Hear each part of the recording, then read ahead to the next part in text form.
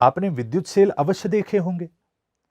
इन्हीं सेल का उपयोग करके हम बैटरी चलाते हैं, रेडियो सुनते हैं या फिर खिलौने की कार भी चलाते हैं। इन सारी क्रियाओं के लिए ऊर्जा की आवश्यकता होती है। यह ऊर्जा सेल से ली जाती है। अब सोचने वाली बात यह है कि सेल को यह ऊर्जा कहां से मिलती है। सेल भीतर से रसायनों और संबंधित सामग्री से तैयार होता है। विद्युत सेल अपने भीतर ही संग्रहित रासायनिक ऊर्जा को विद्युत संभावित ऊर्जा में परिवर्तित करता है। विद्युत सेल में भिन्न भिन्न धातुओं के दो प्लेट्स या फिर छड़ें होती हैं जो एक द्रव से भरे पात्र में रखी होती हैं। धातु की प्लेट्स को इलेक्ट्रोड कहा जाता है। ये वे सुचालक होते हैं जिनसे होकर विद्युत अंदर आती है या फिर चली जाती है। धनात्मक इलेक्ट्रोड को कैथोड कहा जाता है और ऋणात्मक इलेक्ट्रोड को एनोड कहा जाता है। वह द्रव जिसका विद्युत का सुचालक होना अनिवार्य होता है उसे विद्युत अपघट्य कहते हैं। सेल या बैटरियां अनेक प्रकार और आकार की होती हैं। इनमें से किसी शक्तिशाली एसिड का उपयोग विद्युत अपघट्य के रूप में करते हैं। आजकल सेल में द्रव की जगह जेली जैसी पेस्ट का इस्तेमाल होता है और इस प्रकार के सेल को ड्राई सेल अर्थात शुष्क सेल कहते हैं। क्या नींबू खाना बनाने के अलावा अन्य किसी काम के लिए उपयुक्त हो सकता है? जैसा कि आप जानते हैं कि नींबू का रस और कुछ नहीं एक प्रकार का एसिड अर्थात आम्ल होता है। हम इसका उपयोग कर सकते हैं और कार्य करने वाला एक विद्युत सेल बना सकते हैं। हम 4 नींबुओं की मदद से एक साधारण सेल का निर्माण कर सकते हैं। इसके लिए हमें कलई चढ़ाई हुई तारें और खुली तांबे की तार की आवश्यकता होगी। हम अधिक बलों वाली तारें लेंगे और उन्हें लपेटकर एक मोटी सी तार बना लेंगे। अब हम गैल्वेनाइज्ड अर्थात कलई चढ़ाई हुई स्टील की तार का और तांबे की तार का 5 सेंटीमीटर का टुकड़ा लेंगे और उन्हें हमारे आधारभूत सेल में फिट करेंगे। नींबू का रस यहां पर विद्युत अपघट्य के रूप में काम करेगा। इस एकल इकाई द्वारा कम मात्रा में ऊर्जा निर्माण होगी। इस कारण हम 4 नींबुओं को इस प्रकार एक दूसरे के साथ जोड़ेंगे जिससे तांबे की तार गैल्वेनाइज्ड तार से जुड़ जाए।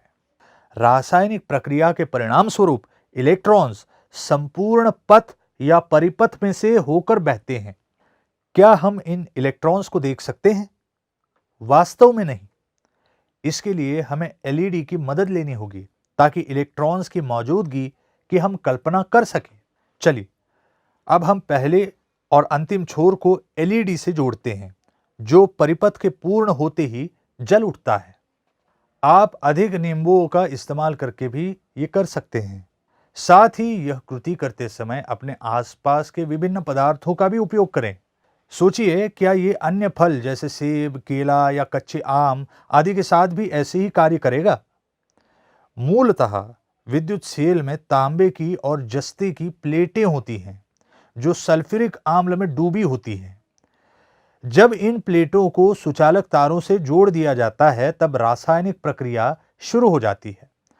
तांबे की प्लेट द्वारा हाइड्रोजन गैस का उत्सर्जन होता है जो विलयन में अपने इलेक्ट्रॉन्स को खोने के कारण वो धन आवेशित बन जाता है। जस्ते के प्लेट का जस्ता घुल जाता है जिसके कारण वे उन इलेक्ट्रॉन्स को पीछे छोड़ जाता है जो उसे ऋण आवेशित बनाते हैं। अब इलेक्ट्रॉन्स तारों के जरिए जस्ते की प्लेट से तांबे की प्लेट की ओर जाना शुरू हो जाते हैं। इसमें ही विद्युत धारा होती है। यह प्रवाह तब तक शुरू रहता है जब तक या तो जस्ता खत्म न हो जाए या फिर आम्ल समाप्त न हो जाए। डबल ए बैटरी में जस्ते का एनोड अर्थात धनात्मक इलेक्ट्रोड होता है जो आमतौर से ये बेलननुमा बर्तन के आकार का होता है। इसमें कार्बन कैथोड अर्थात ऋणात्मक इलेक्ट्रोड होता है जो मध्य में स्थित रॉड अर्थात छड़ के रूप में होता है। विद्युत अपघटित अमोनियम क्लोराइड होता है जो पेस्ट के रूप में जिंक एनोड के बगल में होता है। डबल ए बैटरी में विद्युत अपघट्य पेस्ट के रूप में होता है जिसमें बस उतनी ही मात्रा में आर्द्रता रहती है जो विद्युत धारा को बहने हेतु आवश्यक होती है। इसी कारण ये किसी भी स्थिति में बिना गिरे काम कर सकता है, क्योंकि इसमें मुक्त प्रवाही द्रव नहीं होता है और इसी वजह से ये छोटे उपकरणों के लिए उपयोगी सिद्ध होता है। लेड अम्ल विद्युत सेल। वास्तव में लेड अम्ल सेल को हम पुनर्वेशित अर्थात रिचार्जेबल ऊर्जा संग्राहक के रूप में जानते हैं। अधिकतर कार, ट्रक और अन्य वाहनों में इसी प्रकार के सेल का उपयोग होता है।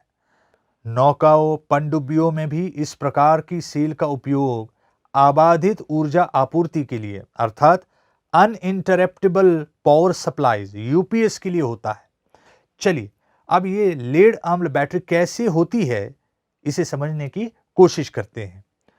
12 वोल्ट की लेड अम्ल बैटरी में 6 लेड अम्ल बिजली उत्पन्न करने वाले सेल श्रेणी क्रम से जुड़े होते हैं और इन सब को एक डिब्बे में रखा जाता है। जब तनु सल्फ्यूरिक अम्ल को अपघट्य के रूप में सेल में डाला जाता है तब ये बैटरी काम करना शुरू करती है। आयन सेल के धनात्मक और ऋणात्मक क्षेत्र में एक रेशा बना लेते हैं। इस प्रकार वे कैथोड अर्थात धनात्मक छोर और एनोड अर्थात ऋणात्मक छोर के बीच में एक प्रवाहकीय पथ बना लेते हैं, जिसके कारण इलेक्ट्रॉन्स कैथोड जिससे बैटरी या सेल का विद्युत विमोचन अर्थात डिस्चार्ज होता है। ये अभिक्रिया प्रतिवर्ती होती है। जब लेड अम्ल बैटरी बाह्य ऊर्जा स्रोत से पुनः आवेशित अर्थात रिचार्ज होती है, जिसमें एनोड और कैथोड पुनः एक बार अपनी मूल स्थिति में लौट आते हैं। Lead anode. लेड अम्ल सेल में लेड एनोड को ऋणात्मक इलेक्ट्रोड कहते हैं। इसमें सक्रिय पदार्थ के रूप में स्पंज लेड होता है, जिसके कारण सल्फ्यूरिक अम्ल और इलेक्ट्रोलाइट की अभिक्रिया करने के लिए उपलब्ध सतही क्षेत्र बढ़ जाती है। Lead dioxide cell. Lead cathode cell में कैथोड को धनात्मक इलेक्ट्रोड भी कहते हैं। कैथोड पर जो सक्रिय पदार्थ होता है वो है लेड डाइऑक्साइड, जो लेड ऑक्साइड पाउडर से इलेक्ट्रोफॉर्मेड जो ग्रिड अर्थात जाल पर लगी होती है। सारांश। आपने आज भिन्न भिन्न प्रकार से सेल किस प्रकार कार्य करते हैं ये जाना, विभिन्न प्रकार की बैटरियों को समझा और उनकी अंतस्थ कार्य पद्धति के बारे में भी इंटरनेट की मदद से जाना।